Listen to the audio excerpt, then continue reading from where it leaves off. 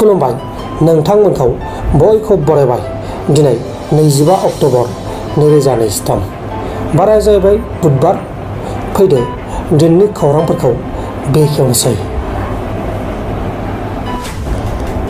दुर्गा फुजानि रंजाबाय थानाय समावनो एबा दुर्गा फुजायाव गुवाहाटी नोगोरमानि गुबुन गुबुन मोननै जायगानिफ्राय सानै सुबुंनि गोथै सह बोखांनो हादों। हेंग्राबारि ओनसोलाव सासे सुबुंनि गोथै सह बोखांदों आरो बे सुबुंखौ लकेलनि मानसिफोरा बुथारनानै गारना गालांदों होननानै सन्देह खालामनाय जादों, मानोना गोथै सहआ थैजों बुंफबनायमोन। उनाव बुथारनाय सुबुंखौ नायबिजिरनानै बुथारजानाय सुबुंनि मुंखौ मिथिनो मोननाय जादों। बुथारजानाय सुबुंनि मुङा जाबाय तिलेश्वर दास, इ-रिक्सा ड्राइभारमोन बा इ-रिक्सा सालायोमोन। उनाव पुलिसा जाथायनि सायाव नायबिजिरनानै जाथायाव लोब्बा थानाय दायनिगिरिखौ एरेस्ट खालामदों। हमजानाय दायनिगिरिनि मुङा जाबाय खगेन दास। खगेन दास आरो तिलेश्वर दासनि गेजेराव मोनसे फिसा बाथ्राखौ लानानै नांलाय खमलाय जादोंमोन। बेनो खगेन दासआ बे जाथायखौ खालामदों। गुबुन मोनसे जाथाया जाबाय गुवाहाटी नोगोरमानि सिङाव थानाय लख्रा ओनसोलाव। लख्रा ओनसोलनिफ्रायबो सासे सुबुंनि गोथै सह बोखांनो हादों। नाथाय थैनाय सुबुङा सोरमोन, बबेनिमोन बेखौ दासिमाव रोखा खालामथ'नाय जायाखै। दा बे जाथायनि सायाव नायबिजिरनाया सोलिगासिनो दङ। मध्य प्रदेश रायजोनि नाटायाव गावनि गार्लफ्रेन्डजों खौसे थाफाग्रा सासे सुबुंखौ बुथारना दोननाय थासारियाव रुम सिंनिफ्राय बोखांनो हादों आरो थैनायनि उननिफ्राय बिनि गार्लफ्रेन्डआ रुमाव गैयामोन, अदेबानि रुमनिफ्राय खारखुमाना दङ। सेंग्रानि नखरनि मानसिफोरा बुंनाय बायदिब्ला गावसानि फिसालाखौ बेजों जमा थाफाग्रा हिन्जावानो बुथारना गालांदों आरो खारदों होननानै बुंदों। बुथारजानाय सेंग्रानि मुङा जाबाय नरेश तानवार। नरेश तानवारखौ अन्थाइजों गाग्लोबनानै बुथारदों होननानै मिथिहोदों। दा बे जाथायनि सायाव पुलिसा गावसोरनि खामानिखौ मावगासिनो दङ आरो जाथायाव लोब्बा थानाय दायनिगिरिफोरखौ नायबिजिरनाय खामानिया सोलिगासिनो दङ। नाथाय नरेशखौ बिनि गार्लफ्रेन्डआ मानो बुथारखो बेखौ दासिमाव रोखा खालामथ'नाय जायाखै।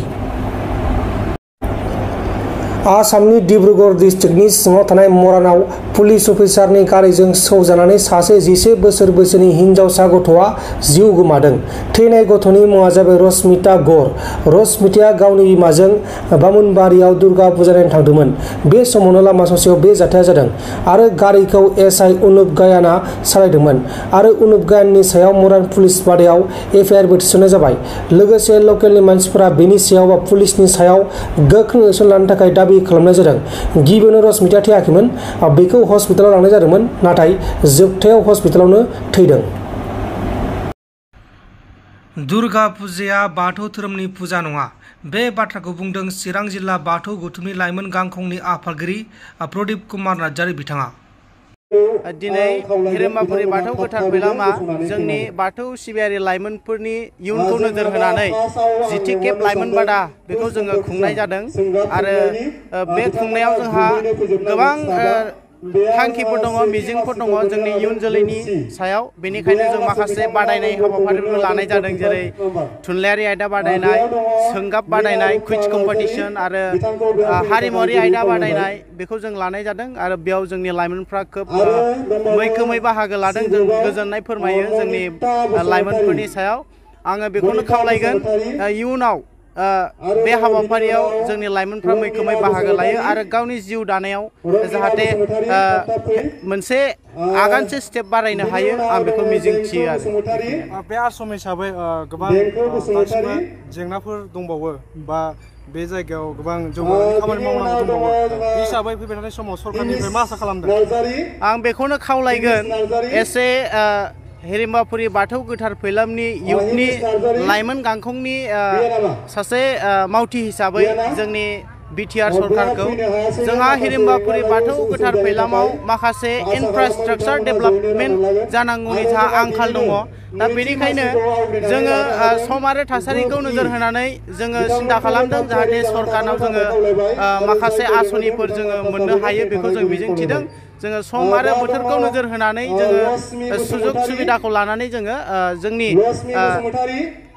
बिटिआर सरकारनाव जों माखासे इनफ्रास्ट्राक्चार डेभेलपमेन्ट खालामनायनि थाखाय जोङो हाबाफारिखौ बिथांमोना जों अनसुंथाइखौ बिगोन आरो आसा खालामदों बिथांमोना बाथौ धोरोमा जोंनि बर'नि मोनसे गुदि धोरोम हिसाबै जोंनि धोरोमखौ जौगाहोनायाव, फुवारनायाव, फेहेरनायाव जाहाथे जोंजों मदद होयो, हेफाजाब होयो, जों बेखौनो मिजिंथियो आरो। सालामि होनाय आरो बिनि सिगां जोङो मोजाङै मोजां जाहाथे माने फुजा होनायफ्रा मोजां जायो जोङो फोथार गोरो बेखौनो उद्रायनाय अनेक जोङो गासैबो जोंना धोरोमानो फुजायानो आंगो फुजा आरो बेलाइस्रि निज्लागुरिनि बेलाइस्रि बसुमतारी 50 रां आरो बेरेन्सगुरिनि हेडमेन 50 रां गिबियावनो आङो बड'लेण्ड बुब्लिनि गासैबो रादाबगिरि बिथांमोननिसिम आङो हिरेम्बा बाथौपुरि आश्रमनि जानानै साबायखर बावदों दा नैबे हिरेम्बा बाथौपुरि आश्रमनिफ्राय इयुथ केम्प लानाया दिनैल' बाथ्रा नङा बियो दिनै 10थि खेब जाबाय आरो बिनि मेन थांखियानो जाहैबाय दानि आथिखालनि जे लाइमोनफोरखौ जाहा धोरोमनि बिखय बिराद मिथिनांगौ दङ जिहेतु माने दानि आथिखालावहाय अनेक मुवाजों बिथांमोनहा बावगोमानानै थायो दा बिनिफ्राय जोङो धोरोमखौ मिथियोबासो बिथांमोनहा अबे मोजां अबे मा गाज्रि बेखौ सायख'नानै लानो हायो दा बेनिखायनो जोङो लाइमोनफोरनो धोरोमनि बिखय जोङो फुरा मिथिनो थाखाय बे हाबाफारिखौ लाबोबाय थानाय जायो आरो बाहाय अनेक जोङो एक्टिभिटि लानाय जायो बेनो जाहैबाय कालचारेल आरो बिदिनो लेटारारि आरो बिदिनो जोंनो माखासे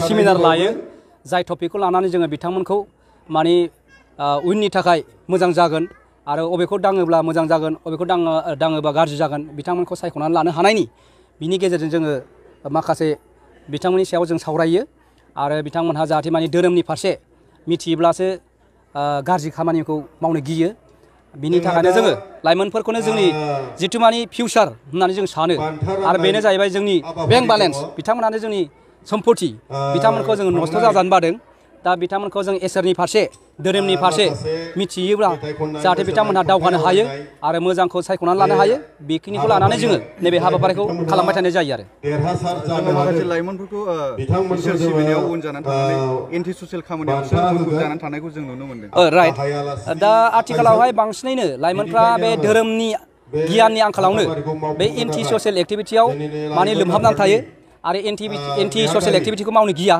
नाथाय बिथांमोना जुदि धोरोमखौ इसोरखौ मोजाङैनो मिथियोब्ला मा बुस्थुखौ मावब्ला माबायदि जायो साजा मोनो बेखौ गिनानै बिथांमोनहा मावा आरो आथिखालावहाय बेनो धोरोमनि आंखाल जाना फैदों धोरोमनि गियाननि आंखाल जाना फैदों बिनिखायनो लाइमोनफ्रा बे खामानियाव मावदों ओंखायनो जोङो बेखौ दाजाथों बेबायदियाव जाहाथे आगान दाहोथों बेखौ लानानै जों बे खामानिखौ लाबाय थानाय जायो आरो बिथांमोनहा बेबायदियाव जाय मानसिया बाहागो लायो बेबायदि ससियेल एन्टि ससियेल एक्टिभिटियाव बाहागो लाया गेजेराव जाहाथे गोबां समाव दुर्गा फुजा दाबायदि बोथोरावहाय लाइमोनफ्रा बेफोरबायदि हाबाफारियाव फैयालासेनो बे फुजा मेलाफ्राव बेरायनानै माबा माबि जाथाय जानाय मानाय बेफोराव गोदोसोनायखौ नुनो मोनो बेनि सायाव मा बुङो नंगौ बेयो दा आथिखालावहाय हयथ' बेयो गार्जेनफ्राबो बेबायदिनो माखासे धोरोमनि फारसे लेहेम जानायाव गावनि फिसाफोरखौ गियान होनो रोङियाव बे बुस्थुआ जादों बांसिनै जोङो अबे धोरोमा सोरनि फुजा जेरै दुर्गा फुजाया जोंनि बाथौ धोरोमनि नङा बेखौ बिसोरो फारागथि खालामनो होनो रोङाखै आरो जोंनि माखासे धोरोम सिबियारिफ्राबो बेखौ रोङाखै आरो बेखौ जोङो मिथिहोनो थाखाय जोङो बेबायदि एक्टिभिटि लानायावबो माखासे लाइमोनफ्रा फैया बेबायदि लाइमोनफ्रानो बे धोरोमखौ मिथिनो रोङै मानसिफ्रानो दुर्गा फुजाया सोरनि आरो कालि फुजाया सोरनि बेखौ मिथिनो रोङियावनो बिथांमोनहा बेखौनो गावसिनि धोरोम होननानै थांनानै बाहागो लाहैयो आरो खिन्थु जाय मानसिया बेबायदि नैबेबायदि सेमिनार बेबायदि इयुथ केम्पआव बाहागो लादों बिथांमोनहा बेखौ मिथिसै आरो बिथांमोनहा थाङा दा खोब खम नुबाय दा बिथांमोनखौ जों सानो जिहेथु जोंनि बाथौ धोरोमा जोंना आलदाखा बे दुर्गा फुजा कालि फुजाफ्रा जाबाय हिन्दुनि दा बिथांमोनखौ जोङो खावलायो लाइमोन फंबाय बिनानावमोनखौ जों खावलायो जे लाइमोन फंबायमोनहा जाहाथे बे बुस्थुखौ मिथिनानै लायो आरो गावनि धोरोमनि फारसे जाहाथे गोसो होनानै आरो गावनि इसोरखौ जुदि सिबिबानो थार लामाखौ मोनो थार सोरगोबासखौ मोनो माने इसोरखौ मोननो हायो बिथांमोनहा बेखौ मिथिना लानांगोन नाथाय जोंनि बे दस्रा धोरोमनि माबाखौ फुजिनानैथ' जोङो बे बुस्थुखौ जोङो मोननो हानाय नङा आरो गावबा गावनि धोरोम गावबा गाव आरो गावनि आजैयाव जों गावनि आजै नोंथांमोन दिननि खौरांफोरा बेखिनिल'मोन बेखिनिसिम नायनायनि थाखाय नोंथांमोननिसिम रोजा रोजा साबायखर गोजोन्थों एसेनोसै जय बर' हारिनि।